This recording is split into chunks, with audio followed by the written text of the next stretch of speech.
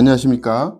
맥체인 성경 읽기 레위기 11장, 12장, 시편 13편, 14편, 잠언 26장, 데살로니가전서 5장. 첫 번째, 레위기 11장, 12장, 정결한 것과 부정한 것, 출산 후 정결 규례. 본문 이해에 도움이 되는 배경과 맥락을 소개합니다. 레위기 11장은 이스라엘 백성이 먹을 수 있는 정결한 동물과 부정한 동물을 구별하는 규례를 다룹니다. 이는 단순한 위생규칙이 아니라 하나님의 백성으로서 거룩함을 유지하기 위한 상징적 행위입니다. 내가 거룩하니 너희도 몸을 구별하여 거룩하게 하고 라는 말씀은 하나님의 거룩하심에 동참하는 삶을 강조합니다. 레위기 12장은 여인이 출산 후 정결하게 되는 규례를 다루며 출산 후 일정 기간 동안 부정 상태에 있음을 선언합니다. 이는 출산의 생명력과 인간의 타락한 본성 사이의 긴장감을 상징적으로 보여줍니다.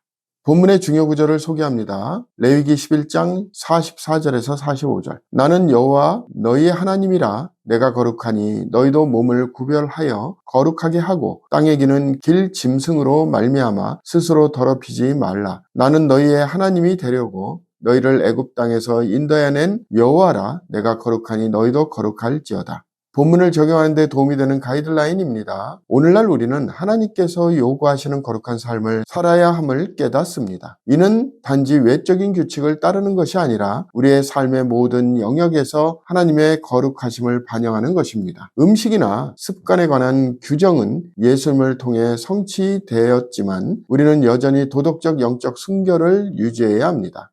하나님과의 관계 속에서 우리는 거룩함을 추구하며 그분의 성품을 닮아가는 삶을 살아야 합니다. 두 번째, 시편 13편, 14편, 고난 속의 신뢰와 어리석은 자의 길. 본문 이해에 도움이 되는 배경과 맥락을 소개합니다. 시편 13편은 다윗이 하나님께 버림받은 것 같은 절망 속에서도 신뢰와 찬양으로 나아가는 과정을 보여줍니다. 여호와여 어느 때까지니까로 시작되는 이 시편은 탄원과 기도로 시작되지만 끝에서는 하나님의 인자하심을 찬양합니다. 시편 14편은 어리석은 자는 그의 마음에 이르기를 하나님이 없다 하도다로 시작되며 하나님을 부정하는 자의 어리석음을 지적합니다. 이는 인간의 타락한 본성과 하나님의 구원이 절실함을 강조하며 하나님만이 의인을 찾으시는 분임을 보여줍니다.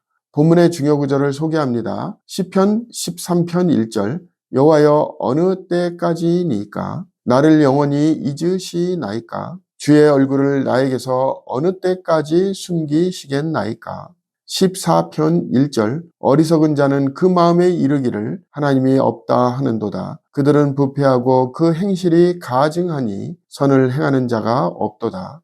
본문을 적용하는 데 도움이 되는 가이드라인입니다. 오늘날 우리의 삶의 고난과 의문 속에서도 하나님을 신뢰해야 함을 배웁니다. 세상은 하나님을 부정하는 사람들이 많지만 우리는 하나님의 인자하심과 구원을 의지해야 합니다. 고난 속에서도 믿음을 잃지 않고 하나님의 선하신 뜻을 기다리는 자세가 필요합니다. 우리의 삶이 하나님의 존재와 사랑을 증거하는 통로가 되어야 합니다.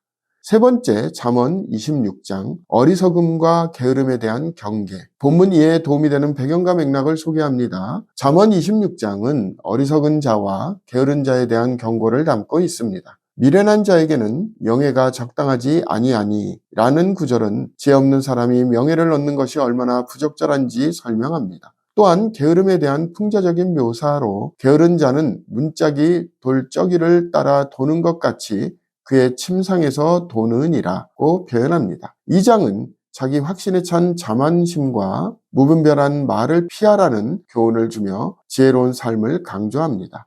본문의 중요 구절을 소개합니다. 잠언 26장 11절에서 13절 개가 그 토한 것을 도로 먹은 것 같이 미련한 자는 그 미련한 것을 거듭 행하느니라. 내가 스스로 지혜롭게 여기는 자를 보느냐 그보다 미련한 자에게 오히려 희망이 있느니라. 게으른 자는 거리에 사자가 있다 하느니라.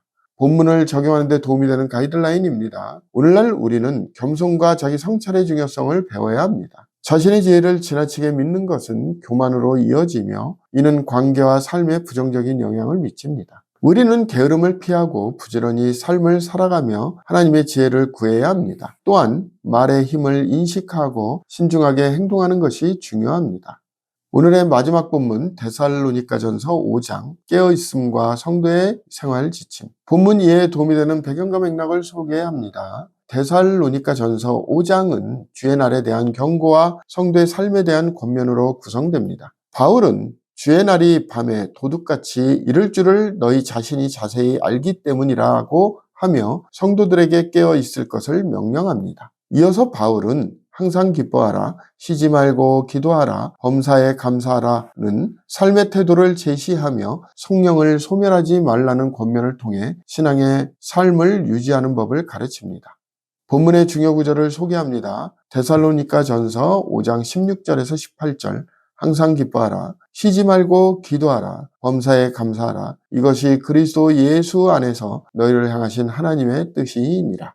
본문을 적용하는 데 도움이 되는 가이드라인입니다. 오늘날 우리는 언제 올지 모르는 주의 날을 준비하며 깨어있는 삶을 살아야 합니다. 이는 단순한 기다림이 아니라 기쁨, 기도, 감사의 삶을 통해 하나님의 뜻을 실천하는 것입니다. 우리의 일상 속에서 신앙의 본질을 유지하고 성령의 인도하심을 따르는 것이 중요합니다. 삶의 모든 상황 속에서 감사와 기도를 통해 하나님과 끊임없이 연결되어야 합니다. 감사합니다.